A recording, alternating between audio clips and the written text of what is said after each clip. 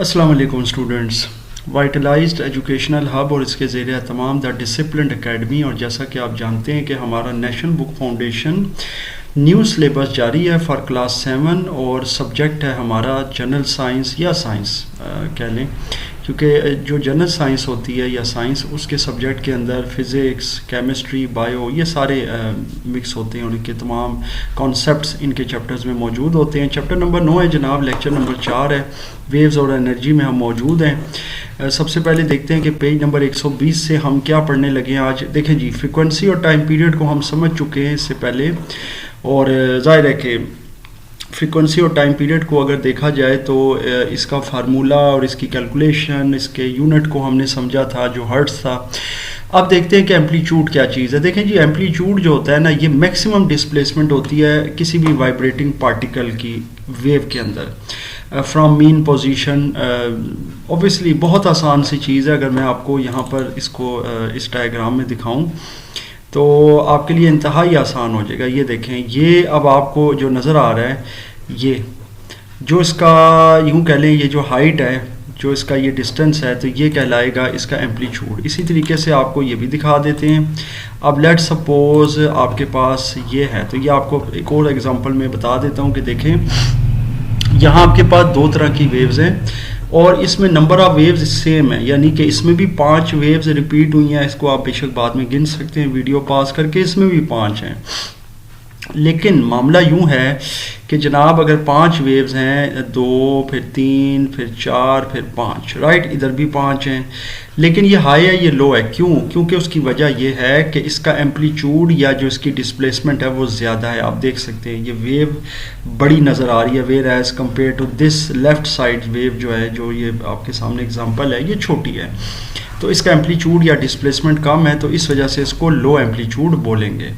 सो जनाब, ये तो यहाँ तक जो चीज़ है ना, ये आई एम श्योर आपको समझ आ रही है कि किस तरीके से जो वेव है ना उसका एम्पलीट्यूड होता है। अब मैं आपको ये बताता चलूँ कि जो एम्पलीट्यूड है ये क्या करता है। देखें, जिस वेव का एम्पलीट्यूड ज़्यादा होगा, यानी उसके पार्टिकल्स की डिस्प्लेसमेंट ज़्यादा होगी, वो एनर्जी भी ज़्यादा कैरी करेंगे और एनर्जी ज़्यादा आगे ट्रांसफ़र करेंगे, क्योंकि एम्पलीट्यूड बेसिकली जो होता है ना, वो वेव की एनर्जी जो है वो बनाता है या उसकी ताकत बनाता है। और हायर एम्पलीट्यूड वाली जो वेव होती है उसकी एनर्जी ज़्यादा होती है, लोअर एम्पलीट्यूड वाली जो वेव होती है उसकी एनर्जी कम होती है। सो ये बहुत आसान सा कॉन्सेप्ट है और यही कॉन्सेप्ट यहाँ पर लिखा हुआ भी है। ये खैर इसको आप समझ सकते हैं। अब रिलेशनशिप देख लेते हैं फ्रीक्वेंसी और टाइम पीरियड का। ये मैंने इससे पिछले लेक्चर में भी करवाया है। ये दोनों जनाब एक दूसरे के इन्वर्स हैं, यानी इन्वर्सली प्रोपोर्शनल है। कैसे? फ्रीक्वेंसी का फार्मूला है number of waves divided by time, और डेफिनेटली जो पीरियड है उसका है time divided by number of waves. तो ये आपको पता है, इससे पहले मैं बता चुका हूँ कि frequency is equal to 1 by capital T है, तो capital T equal to 1 by F है। आसान है, अगर इन दोनों को आपस में मल्टीप्लाई करें तो 1 आता है। इन्वर्स का ऐसा ही होता है। फिर यहाँ पर भी चीज़ दी हुई है कि जनाब हायर फ्रीक्वेंसी लोअर फ्रीक्वेंसी क्या है, ये मैं आपको एक और एग्जांपल से समझा देता हूँ, अगर यहाँ पर मौजूद हो मेरे पास। जी बिल्कुल, ये है हाई एंड लो फ्रीक्वेंसी का। सो जनाब, ये आपको मैं यहाँ पर समझा देता हूँ। ये देखें, अब आपको देखें यहाँ पर इतने टाइम में ये आपके सामने दोनों वेव की जो यहाँ पर टोटल जो टाइम है ना, यानी कि ये सेम है, आपको यहाँ तक सेम नज़र आ रहा है। बल्कि आपको मैं एक और तरीके से ये बताता हूँ ओपन करके, तो वो ज़्यादा अच्छे तरीके से समझ आ जाएगा जनाब। अच्छा जी, अब देखें यहाँ पर आपने इस चीज़ को अंडरस्टैंड करना है कि हम क्या करने लगे हैं। देखें जी, ये जो है ना, यहाँ से मैं बनाता हूँ इसका इस तरह, और इसी तरीके से सिमिलरली ये आपका एक्स एक्सिस है और ये इसका समझ लें एक्स एक्सिस आ गया। वो खैर इसके साथ यहाँ से आता है, लेकिन वो उधर से कटी हुई है। ये जनाब एक्स एक्सिस हैं दोनों के, तो ये दोनों का आप देख सकते हैं एक्स एक्सिस सेम है, यानी इसकी जो लेंथ है ना एक्स की, यानी टाइम की, वो सेम है। ये स्टूडेंट्स याद रखें कि एक्स एक्सिस पर हमेशा टाइम होता है, तो इससे इसमें कोई कॉम्प्रोमाइज़ नहीं है, इसमें कोई दो राय नहीं है कि ये चीज़ होती है। ठीक है जी, और इसी तरीके से ये भी टाइम है। अच्छा, अब आप देख सकते हैं कि ये जो वेव है ना, ये इस टाइम के अंदर मैक्सिमम टाइम रिपीट हुई है, यानी इसकी फ्रीक्वेंसी मैक्सिमम टाइम है। ये कोई 12 वेव्स रिपीट हुई हैं 1 यूनिट टाइम में, या 1 सेकंड कह लें। चले मैं यहाँ पर लिख भी देता हूँ कि ये जो टाइम है ना टोटल, ये 1 सेकंड है। इजी हो गया जनाब अब आपके लिए। तो ये 1 सेकंड है, तो आपके लिए और आसान हो जाएगा इसको समझना। ये लें जी, तो ये 1 सेकंड है। और सिमिलरली ये अगर देखें तो, बल्कि इसके लिए मैं यहाँ पर क्योंकि जूम किया हुआ है सो आपके लिए मुश्किल हो जाता है इसको समझना। तो मैं जनाब इसकी कोशिश करता हूँ कि यहाँ पर टाइप कर दिया जाए एस, सिर्फ एस टाइप कर दिया जाए तो इट वुड बी इजी, ये ज़्यादा आसान हो जाएगा। तो जनाब ये है 1 सेकंड की जो इसकी टाइमिंग है और इसकी भी 1 सेकंड की है जनाब। तो दोनों 1 सेकंड में, लेकिन यहाँ पर सिर्फ 2 वेव्स रिपीट हो रही हैं, यहाँ पे 12 वेव्स रिपीट हो रही हैं। तो इसमें चूंकि 12 वेव्स रिपीट हो रही हैं तो ये हाई फ्रिक्वेंसी है, और इसमें 2 वेव्स रिपीट हो रही हैं तो ये लो फ्रिक्वेंसी है। क्योंकि लो फ्रिक्वेंसी जो होती है उसका मतलब यही होता है कि there are less number of waves repeating in a unit time. यहाँ पर एग्जांपल 1 सेकंड है। तो ये है जनाब लो फ्रिक्वेंसी और हाई फ्रिक्वेंसी। अब रिलेशनशिप देख लेते हैं एम्पलीट्यूड और फ्रिक्वेंसी का। बहुत आसान है जी। एम्पलीट्यूड जैसा कि मैंने बताया कि it is the maximum displacement of vibrating particle of the medium from mean position when a wave is passing through it. जब एक वेव किसी मीन पोजीशन पर पास कर रही होती है, गुजर रही होती है, तो उसके पार्टिकल्स की या वाइब्रेटिंग बॉडी या वाइब्रेटिंग पार्टिकल्स जो होते हैं उनकी मैक्सिमम डिस्प्लेसमेंट जो होती है मीडियम में, उसको कहते हैं एम्पलीट्यूड। तो amplitude of the wave measures the energy. Simple सी बात है कि एम्पलीट्यूड जो है वो एनर्जी को मेजर करता है। इसका मतलब ये होता है कि higher the amplitude maximum the energy, lower the magnitude and lower the amplitude lower the energy. So ये बहुत आसान सी चीज़ है। सो ये यहाँ पे असल में एक ब्लू वेव्स, और वो इसलिए इन्होंने दिया हुआ है रेड वेव्स क्योंकि वो कलर में है बुक में आपकी, लेकिन ये चूँकि ग्रे स्केल में तो यहाँ आपको ब्लू और ज़ाहिर रेड या इस तरह के कलर्स का कंपैरिजन नहीं होगा, वो आप अपनी बुक में देख सकते हैं। सो आसान है जी। फ्रिक्वेंसी या वेव आपके सामने अभी बताइए आपको मैंने कि मैक्सिमम जो वेव्स रिपीट होती हैं एक टाइम में उसे हम कहते हैं हायर फ्रिक्वेंसी, और जिसमें मिनिमम वेव्स रिपीट होती हैं उसे हम कहते हैं लो फ्रिक्वेंसी। लेकिन यहाँ पे फ्रिक्वेंसी और अगर एम्पलीट्यूड का थोड़ा सा देखा जाए रिलेशनशिप, तो वो ये है कि अगर किसी भी वेव के अंदर देखिए, अब इन दोनों का जो एम्पलीट्यूड है वो सेम है। एम्पलीट्यूड का मतलब है कि जो डिस्प्लेसमेंट है वेव की दोनों में सेम है हाइट इसकी ना।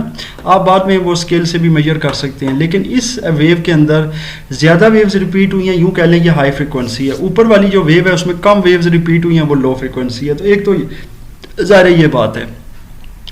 तो इसमें ज़ाहिर एम्पलीट्यूड पर क्या फ़र्क पड़ेगा हाई फ्रिक्वेंसी का, या हाई फ्रिक्वेंसी पर एम्पलीट्यूड का क्या फ़र्क पड़ेगा। तो बात ये जनाब कि एम्पलीट्यूड तो हमें पता है कि वो वेव की डिस्प्लेसमेंट है मैक्सिमम उसके पार्टिकल की, और वो ज़ाहिर है एनर्जी को कैरी कर रहा होता है। तो अगर बड़ा या ज़्यादा उसका एम्पलीट्यूड होगा तो वो ज़्यादा एनर्जी को कैरी करेगा as compare to low amplitude. लेकिन ये जो हाई फ्रिक्वेंसी वेव होती है ना, ये अगर जाहिर है कि अगर हाई फ्रिक्वेंसी है, इसमें ज़्यादा वेव्स रिपीट हो रही हैं, तो फिर जो एनर्जी इसको मिल रही है एम्पलीट्यूड की वजह से वो भी ये ज़्यादा तादाद में या ज़्यादा मिकदार में आगे लेके जाएगा। और अगर लो होती है या लो फ्रिक्वेंसी है तो फिर वो कम एनर्जी लेकर जाएगा। तो इसका मतलब यही है कि ये जो वेव्स हैं इसकी फ्रिक्वेंसी और एम्पलीट्यूड आपस में डायरेक्टली प्रोपोर्शनल है। यानी कि अगर एम्पलीट्यूड बढ़ रहा है, फ्रिक्वेंसी भी बढ़ रही है, और वो दोनों एनर्जी कैरी करेंगे आगे, यानी ये डायरेक्ट है एक दूसरे के साथ। ऐसा नहीं है कि वो कम करेगी वो ज़्यादा करेगी। तो इसको थोड़ा सा आपने अंडरस्टैंड कर लेना है। वैसे डायरेक्टली प्रोपोर्शनल मैंने यहाँ पर गलत बोला है, क्योंकि डायरेक्टली प्रोपोर्शनल किसी और फॉर्म में आ जाता है प्रोपोर्शनलिटी के, लेकिन यहाँ मैंने आपको समझाने के लिए प्रोपोर्शनलिटी का बोला है कि जनाब अगर हाई एम्पलीट्यूड है किसी वेव का, एनर्जी ज़्यादा कैरी कर रही है, तो उसको अगर आगे से फ्रिक्वेंसी भी ज़्यादा मिल जाती है तो वो एनर्जी ज़्यादा तादाद में आगे चली जाएगी। लेकिन अगर एम्पलीट्यूड पीछे से ज़्यादा है लेकिन फ्रिक्वेंसी आगे से कम है, तो फिर एनर्जी जो है वो जो भी उसको मिल रही है वो आगे कम जो है ना वो ट्रांसफ़र होगी। सिंपल। अब साउंड की तरफ जाते हैं कि जो साउंड वेव्स होती हैं उनकी लाउडनेस पर एम्पलीट्यूड या फ्रीक्वेंसी का क्या असर पड़ता है।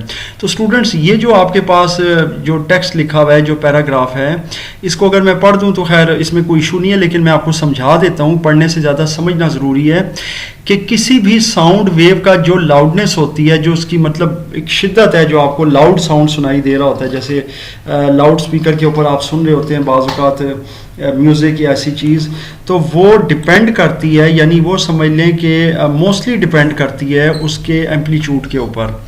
यानी कि एम्पलीट्यूड जितना ज़्यादा होगा लाउडनेस आपको ज़्यादा फील होगी, और एम्पलीट्यूड कम होगा लाउडनेस कम होगी, क्योंकि एनर्जी वाला मामला है, लेकिन फ्रीक्वेंसी से उसका कोई ताल्लुक नहीं है। फ्रीक्वेंसी अगर लो होगी या हाई होगी उसका लाउडनेस पर कोई फ़र्क नहीं पड़ेगा, यानी साउंड की लाउडनेस पर उसका कोई फ़र्क नहीं पड़ेगा, ताहम साउंड की पिच पर फ़र्क पड़ेगा। तो ये चीज़ है इसके अंदर जो लिखी हुई है कि loudness of sounds depends upon amplitude of sound wave but does not depend upon its frequency. So this is important. Sound waves and its property, simple सी बात है, साउंड वेव्स की प्रॉपर्टीज़ को समझ लेते हैं। और ये लेक्चर नंबर 4 है, में भी एक लेक्चर और बनाना पड़े या 2 लेक्चर्स, वो देखेंगे इस चैप्टर के कितने लेक्चर मज़ीद बनते हैं, क्योंकि मैं कोशिश कर रहा हूँ आहिस्ता आहिस्ता और आराम आराम से आपको तमाम चीज़ें समझाई जाएं। अब हम साउंड वेव्स की प्रॉपर्टीज़ पढ़ने लगे स्टूडेंट्स। देखें, साउंड वेव्स तो मैंने पहले ही बताया कि मैकेनिकल वेव्स हैं, और मैकेनिकल वेव वो वेव होती है कि जिसको अपनी प्रोपेगेशन के लिए या चलने के लिए किसी मटीरियल मीडियम की ज़रूरत होती है, यानी कि साउंड वेव जो है वो स्पेस में या खला में ट्रैवल नहीं कर सकती, ये पानी में ट्रैवल कर सकती है, ये सॉलिड में ट्रैवल कर सकती है, ये हवा में ट्रैवल कर सकती है। अब आते हैं जी, ये ड्रम बीट और ये गिटार की एग्जांपल दी है। When we beat the drum, pluck the strings of the guitar और hit anything, sound is produced. Very simple. If we observe closely we can see that surface of the drum and guitar strings will be vibrating in disturbance. Simple, as a disturbance वो करते हैं जब आप ये जैसे ढोल वगैरह है इसको आप प्रेस करते हैं, हाथ से बजाते हैं या इसके ऊपर कोई स्टिक्स मारते हैं, तो आप ये देखते हैं कि इसका जो ये सरफेस होता है ना, ये वाला, ये वाइब्रेट कर रहा होता है, यानी कि ये यूं कह लें कि थरथराहट इसमें फील होती है, क्योंकि एज अ रिज़ल्ट ये आगे से वाइब्रेट करता है, to and fro motion. Teaching point देखते हैं क्या है जी, play small pieces of paper. अच्छा, ये टीचिंग पॉइंट एक दिया गया है, बड़ा सिंपल सा है कि एक टेबल है, उसके ऊपर छोटे छोटे आप कागज़ के टुकड़े रख दें, उसके बाद उस टेबल को आपने थोड़ा सा वाइब्रेट करवाना है, चाहे उसके ऊपर आप कोई हाथ मार कर कोई चीज़ के साथ आप उसको वाइब्रेट करवाएं, किसी भी चीज़ से आप उसको हिट करें, और फिर वो आप देखेंगे कि वो जो पेपर के पीसीज हैं वो थोड़ा सा उछलेंगे हवा में या वाइब्रेट करेंगे, हिलेंगे, और ये शो करेगा कि साउंड जो है वो वाइब्रेटिंग बॉडीज़ के ज़रिए प्रोड्यूस हो रहा है। अब डू यू नो, देखते हैं क्या है, vibrating body is compulsory for production of sound, यानी साउंड की प्रोडक्शन के लिए किसी भी बॉडी का वाइब्रेट करना ज़रूरी है। जाहिर है क्योंकि मीडियम जो होता है ना, it must be required for propagation of sound. ये तो मैंने अभी बता दिया कि साउंड की प्रोपगेशन के लिए या साउंड को चलाने के लिए या आगे भेजने के लिए, प्रोपगेट करने के लिए कोई भी मटेरियल मीडियम चाहिए होता है। और स्टूडेंट्स ये याद रखें, मैं आपको एक चीज़ इसमें समझाता चलूँ कि जनाब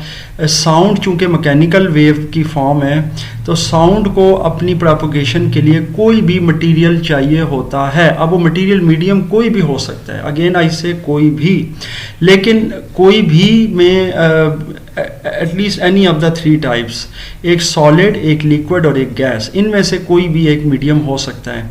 सॉलिड्स में से आप कोई मेटल्स ले सकते हैं, लोहा, स्टील या कोई भी चीज़ है, आप इनफैक्ट वुड ले सकते हैं। फिर लिक्विड्स में से आप पानी भी ले सकते हैं, आप उसमें से मिल्क ले सकते हैं और कोई चीज़। इसी तरह गैसेस में से आप एयर की एग्जांपल ले सकते हैं, गैसेस की। तो ये बहुत आसान सी चीज़ है जनाब। तो ये यहाँ तक तो खैर आ गया जी। ये भी वही चीज़ है कि जब वाइब्रेटिंग बॉडीज़ जो होती हैं वो ट्रैवल करती हैं तो they transfer energy from one place to another. अब देखेंगे यहाँ पर ड्रम बीट हो रही है, ये स्टिक मार रहा है इस ड्रम के ऊपर, तो यहाँ से वाइब्रेशंस प्रोड्यूस हो रही हैं जिसमें कंप्रेशंस और रेयर फ्रैक्शंस। तो ये रेयर फ्रैक्शंस और कंप्रेशंस जो है ना, ये प्रोड्यूस होती हैं high pressure and low pressure, ये मैं इससे पहले बता चुका हूँ। साउंड वेव्स और लॉन्गिट्यूडनल वेव्स, ये लॉन्गिट्यूडनल क्यों है या लॉन्गिट्यूडनल क्यों है, ये इससे पहले मैंने बताया हुआ है कि लॉन्गिट्यूडनल या लॉन्गिट्यूडनल जो होता है ना, उसमें आपके सामने कंप्रेशन भी होती है और रेयर फ्रैक्शन भी होती है। सो जब आप ड्रम को बीट करते हैं या बजाते हैं, जो ड्रमर का मतलब है ड्रम बजाने वाला, यानी ढोलची भी उसको कह सकते हैं, ढोल बजाने वाला। तो ड्रम स्किन वाइब्रेट्स, ये जो ड्रम की स्किन होती है जनाब, ये जो इसके ऊपर एक इन्होंने कपड़ा सा लगाया होता है या एक जो भी स्किन होती है इसकी, ये वाइब्रेट करती है टू एंड फ्रू मोशन में and disturbs the air particles touching it. और हवा के जो पार्टिकल इसके साथ टच कर रहे होते हैं उन्हें ये वाइब्रेट करवाती है, डिस्टर्ब करती है। और जब ड्रम स्किन मूव करती है towards the right when it compresses the air particle by exerting pressure, तो जाहिर है जब ये बाहर की तरफ ये आएगा, क्योंकि बाहर की तरफ मूव करेगा और अंदर की तरफ, यानी टू एंड फ्रू मोशन है। टू एंड फ्रू की मोशन मैंने आपको वो झूले में के हवाले से भी बताई थी, जिसमें बैक एंड फोर्थ मोशन होती है। तो जब बाहर की तरफ ये मूव करेगा तो एयर को कंप्रेस करेगा, अंदर की तरफ करेगा तो वो जाहिर है एयर जो है वो थोड़ी खुली होगी, उसका प्रेशर कम होगा। तो ये मैं रेयरफेक्शंस में और कंप्रेशन में चीज़ें बता चुका हूँ।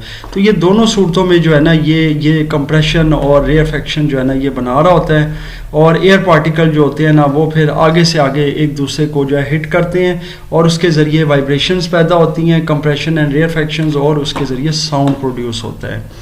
In the mean time drum skin moves towards left, फिर जब पीछे की तरफ जाता है प्रेशर जो होता है वो डिक्रीज होता है और रेयरफेक्शंस होती हैं। ये पूरा फिनोमेना इसमें लिखा हुआ है जी। Do you know while we are talking, जब हम बोल रहे होते हैं, if we place our hand softly on throat, यहाँ पर गले पर अगर हम आहिस्तगी से अपना हाथ रखें, वी कैन फील वाइब्रेशंस, तो हमें वाइब्रेशंस फील होंगी। जैसे स्टूडेंट्स अभी आप देखें मैंने यहाँ पर अपना हाथ रखा है, मैं बोल रहा हूँ तो मुझे यहाँ वाइब्रेशंस फील हो रही हैं अपने वोकल कॉर्ड्स के ऊपर। तो ये इसी वजह से हो रही हैं क्योंकि ये वाइब्रेट करते हैं और ये वाइब्रेशन की वजह से ही साउंड प्रोड्यूस होता है। अब पिच की तरफ आ जाते हैं। पिच क्या होता है? देखें, बच्चे और जो लड़कियां होती हैं दे हैव श्रिल वॉइस, उनकी आवाज़ पतली होती है, एंड मेल और जो मर्द होते हैं उनकी ग्रेव या भारी आवाज़ होती है। Very simple. तो जो फिगर 9.15 है इसमें 2 sound waves of different frequencies are shown, यानी कि 2 डिफरेंट फ्रीक्वेंसीज की जो वेव साउंड है वो आपको दिखाई गई है। ये आपके सामने है जी, लॉन्गिट्यूडनल है और ट्रांसवर्स वेव्स बताई गई हैं। तो इसमें आप देख सकते हैं these are sound waves with different pitch. It can be seen the frequency of sound is greater in red graph और ब्लू, और वो क्यों है? क्योंकि जाहिर है एक में हाई पिच है एक में लो पिच है। ग्रेव साउंड हैज़ लोअर, क्योंकि उसकी वजह ये है कि आप देख सकते हैं जो ग्रेव साउंड या भारी आवाज़ होती है उसकी फ्रीक्वेंसी कम होती है, उसमें नंबर ऑफ वेव जो होती हैं वो कम रिपीट हो रही होती हैं। सो जनाब ये डेफिनेशन आ गई है। Pitch of the sound tells us how shrill और ग्रेव साउंड इज। पिच का अब आपको पता चल गया कि पिच साउंड का मतलब ये होता है कि साउंड की पिच का मतलब क्या है। साउंड की पिच का मतलब यही है कि आपकी आवाज़ आपको कैसी फील होगी। जैसे कुछ लोग हैं, मर्द हजरात हैं, मतलब उनकी एज भी बहुत ज़्यादा है लेकिन उसके बावजूद उनकी आवाज़ बहुत बारीक होती है और वो बिल्कुल फीमेल की तरह फील होती है। उसकी वजह उनके वोकल कॉर्ड्स और उनकी पिच होती है, और वो पिच अगर फ्रिक्वेंसी ज़्यादा प्रोड्यूस कर रही है तो आवाज़ श्रिल या बारीक हो जाती है, जनाना जिसको हम कह सकते हैं, या बचकाना आवाज़। और अगर वो जाहिर है कि लो फ्रिक्वेंसी पर चल रही है, ग्रेव साउंड है, भारी और इस तरह, तो फिर वो मर्दाना आवाज़ कहलाएगी। उसको हम कह सकते हैं, ये पिच जो होती है ये डिसाइड करती है। So it's very simple. यहाँ तक आपको यकीनन समझ आ गई है। We can also say that pitch of the sound is a property of sound that helps us to distinguish between sounds of different frequencies. तो पिच के ज़रिए ही हम मुख्तलिफ फ्रीक्वेंसीज़ की जो आवाज़ें हैं उनमें हम फ़र्क महसूस कर सकते हैं। वो कैसे? हमारे जो कान हैं they can detect these difference, ये इस तरह के डिफरेंसेस को डिटेक्ट कर सकते हैं। ठीक है, कैसे? Sounds of different frequencies make the air to vibrate at different frequencies, that's why we can differentiate between them. हमारे जो कान होते हैं ना वो मुख्तलिफ फ्रीक्वेंसीज के साथ वाइब्रेट करते हैं। तो ये याद रखिएगा, ऐसा नहीं होता कि फ्रीक्वेंसी डिफरेंट है हमारा कान एक ही तरह वाइब्रेट कर रहा है, बल्कि हर डिफरेंट फ्रीक्वेंसी के साथ डिफरेंट तरीके से वाइब्रेट करेगा, जिससे हमें आसानी के साथ पता चल जाता है कि भाई कौन सी जो फ्रीक्वेंसी है वो कम है, कौन सी ज़्यादा है। Children and girl voices, whistling sound, chirping of bird, परिंदों की चहचहाहट, ये सारी जो है श्रिल साउंड्स के एग्जांपल्स हैं। जबकि जो मर्दों की आवाज़ है, मेल वॉइस है, शेर की धाड़ है, कुत्ते का भौंकने का साउंड है, साउंड ऑफ बिग ड्रम है, they are examples of grave sound. Now we know that pitch of the sound is directly related to the frequency of sound. Simple है जी। अब आपको समझ आ गई कि जो पिच है वो फ्रीक्वेंसी के साथ डायरेक्टली जो है ना वो रिलेटेड होती है। आसान सी चीज़ है। ये एक्सपेरिमेंट आ गया, ये आप परफॉर्म कर सकते हैं। हम अपनी अकेडमी में इस तरह के एक्सपेरिमेंट परफॉर्म करवाते रहते हैं, उसकी वीडियोस भी अपलोड हो जाती हैं। टीचिंग पॉइंट पढ़ लेते हैं, फिर आगे चलते हैं। Teacher can use elastic string to represent wave frequency by wiggling string fast and slow. Simple सी बात है, इलास्टिक स्ट्रिंग को आप करें जिससे फ्रीक्वेंसी को फिर उसको जाहिर है वाइब्रेट करके पता लग जाएगा।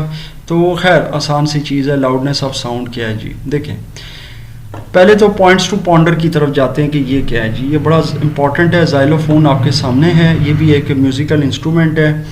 देखें, इन योर चाइल्डहुड, अपने बचपन में, you must have played with xylophone, आपने यकीनन जाइलोफोन से खेला होगा.